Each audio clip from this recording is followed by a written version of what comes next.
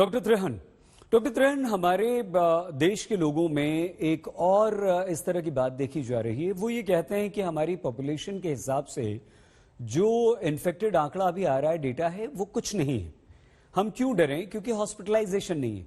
Sir, कहीं ना कहीं आपको ऐसा लगता है, क्योंकि ये अभी आंकड़ा बहुत ऊपर जाने की चेतावनी आप एक्सपर्ट्स दे रहे हैं, हॉस्पिटलाइजेशन ज्यादा होगा, आगे चल के दिक्कत हो सकती है अगर आज हम नहीं रुके, नहीं संभले तो?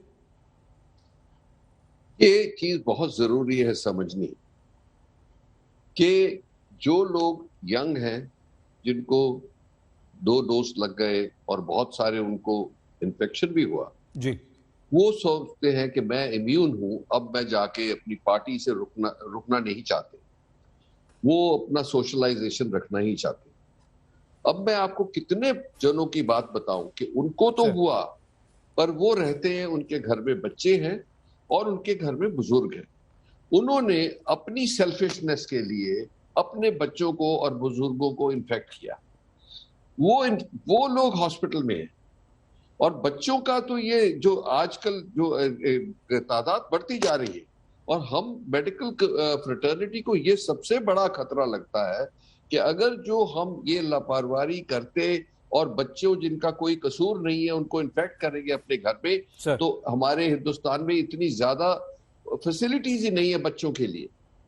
तो ये कोई टाइम नहीं है बहादुरी दिखाने का। मेरा तो ख्याल ये बेवकूफी होगी। अगर जो बेवकूफी दिखाने का टाइम नहीं है, ये टाइम है आपको 4-6 हफ्ते अगर जो सतर्क रहना है, तो कौन सी दुनिया पलट जाएगी। हमने 2 साल से इसको लड़ रहे हैं।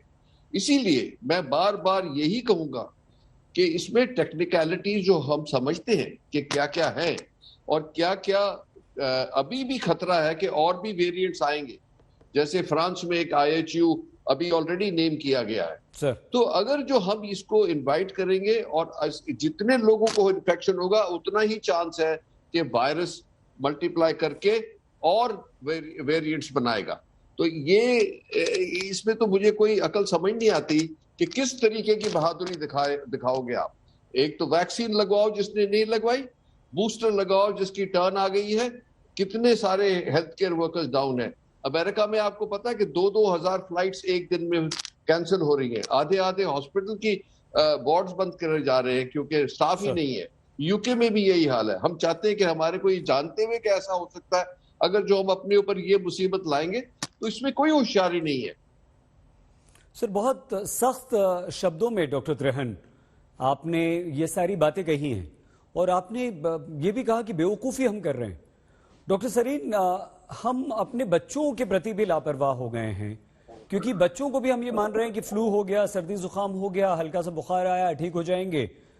क्या आफ्टर इफेक्ट्स हो सकते हैं हम जानते ही नहीं। इसे हमें कितना सीरियसली सर लेना है?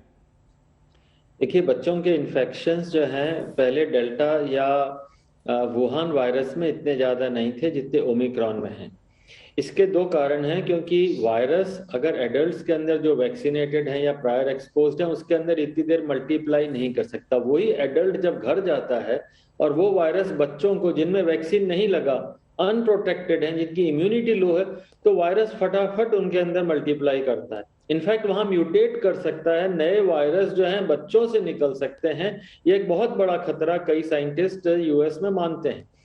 तो पहला, बच्चे अनप्रोटेक्टेड हैं और उनमें इन्फेक्शन आप ला सकते हैं, या वो जब बाहर जाएं तो उन्हें हो सकता है। दूसरा, वायरस म्यूटेट कर सकता है। तीसरा, कई कंट्रीज के अंदर तो वैक्सीन 5 साल के बच्चों तक मिल रहा है, हमारे यहाँ सिर्फ 15 साल तक है। हम कब हमारे 15 से नीचे वाले बच्चों को वैक्सीन दे पाएंगे, ये संभव नहीं। तो मुझे लगता है कि इस साल समर तक, एटलीस्ट नेक्स्ट 6 मंथ्स तक बच्चों को हमें बहुत ध्यान से रखना है। अगर उन्हें स्कूल किसी एग्जाम के लिए भेजना भी है तो एक स्पेशल मेथड हो कि एक बबल टाइप हो जिसमें वो जाएं और वहां से वापस आएं, उनके टीचर्स भी प्रोटेक्टेड हों। और अगर ये इनको जाना जरूरी है एक्सपेरिमेंट से किसी के लिए, तो एक स्पेशल ग्रुप हो जो कि सारे के सारे बाहर से एक्सपोजर लेके ना आए। तीसरा, अगर बच्चों में इन्फेक्शन है, हमारे हालांकि टास्क फोर्स जिसमें मैं और डॉक्टर रेहान काम करते थे सुप्रीम कोर्ट की, उसमें बहुत सारे सेंटर्स ऑफ एक्सीलेंस या कंट्री के अंदर पीडियाट्रिक यूनिट्स बनाने का बहुत सारा प्रोविजन है। पर फिर भी हम लोगों को ये एहतियात रखना है कि बच्चों के बारे में हमारा कोविड का एक्सपीरियंस लिमिटेड है, ड्रग्स लिमिटेड है, प्रोटेक्शन एंड बच्चे बहुत समझदार हैं, उन्हें आप कहेंगे कि मास्क लगाइए तो लगाए रखेंगे। ये बहुत जरूरी है कि हम बच्चों को समझा के रखें। और लास्टली, अगर बच्चे में आज कोविड है, उसका लॉन्ग टर्म क्या इफेक्ट होगा उसके माइंड पे, उसकी साइकी पे, उसकी लाइफ में, ये अभी तक नहीं मालूम है। उसकी साइकोलॉजी कैसे डर के रहेगी पूरी जिंदगी, तो इसलिए हमें उन्हें बचाना जरूरी है, उनको इन्फेक्ट नहीं होने देना।